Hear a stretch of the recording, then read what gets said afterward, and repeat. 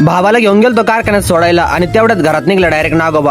आता काय झालं ते बघण्यासाठी ब्लॉग शेवटपर्यंत बघा आणि आपल्याला फॉलो करून टाका. झालं असं की सकाळी सकाळी सूर्यनारायणाच्या प्रकाशात मस्त पैकी निवांत बसलो आणि घरी असल्यावर कोण निवांत बसून देतो आपल्याला. तेवढ्यात भावाचं पण आलं की लवकर चरट घेऊन ये म्हणे टारले मधून मक्का गळती. म्हणलं भाऊ काय आज का काम सुरू. मग काय घेतलं चरट आणि निघालं डायरेक्ट 220 स्पीडनं. आणि भाऊ आपल्याला म्हणे मी थोड्याच अंतरावर पुढे उभा आहे पण तो जवळपास 3 किलोमीटर पुढे जाऊन उभा होता. सांगितलं होतं भाऊ कालच नीट बांधून घे ऐकत नाही पोर आता हो राहील फादी चालू आहे मोकार फजी ती. मग काय त्याने मस्त पैकी बांधून घेतलं आणि मी आलो डायरेक्ट घरी. जरा भूक लागली त्यामुळे नाही का थोडा चिवडा खा केला तर उमाई तब तक तुम्ही वेट करो. खाऊन झालता म्हणलं आता जान्हवी मी आमचं काय चालू आहे बघावा. काय चालू आहे जाने हिचे सकट करून लय वाटले हिचे केस हे पाय माहिती देते करून हा करून देते हिचे केस. म्हटलं तू नको करू बाबा मीच जातो हेअर सलून मध्ये. काय केले आपली बाईक चालून निघालो डायरेक्ट पाव पाव आणि आता मस्त पैकी कट वगैरे मारून घरी आलो होतो.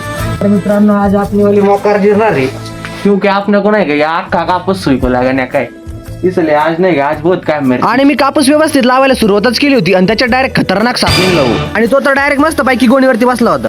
तर मित्रांनो मी आता तुम्हाला डायरेक्ट साप दाखवतो. साप कुठे बसलाय बघा तुम्ही फक्त बरं का. आता डायरेक्ट कापसामध्ये साप निघाला आणि तो तर त्या कापसाला जेवढा खतरनाक चावा घेत होता ना तर म्हणलं गावऱ्या बाल बाल वाचला होतो आज. आधी तर त्याला मारायची हिंमत होय ना मग काय डायरेक्ट उचलला आणि बाहेर नेऊन सोडलं. एवढ्या सापानं मला डायरेक्ट पुरा मोकार घाम काढला तू कारण मला अजिबात हिंमत नाही साप मारायची बाहेर. मला तर बाहेर काढलं होतं पण या भाऊला पण आता कारखान्यात नेऊन सोडायचं होतं. याला तर नेऊन सोडतो मी कारखान्यात आणि जो कारखान्यात राहिलेला ब्लॉग आहे ना तो तुम्हाला उद्याच पार्ट मध्ये बघायला भेटेल. तर भेटूया अशाच नवीन एका ब्लॉग मध्ये. तोपर्यंत राम कृष्ण.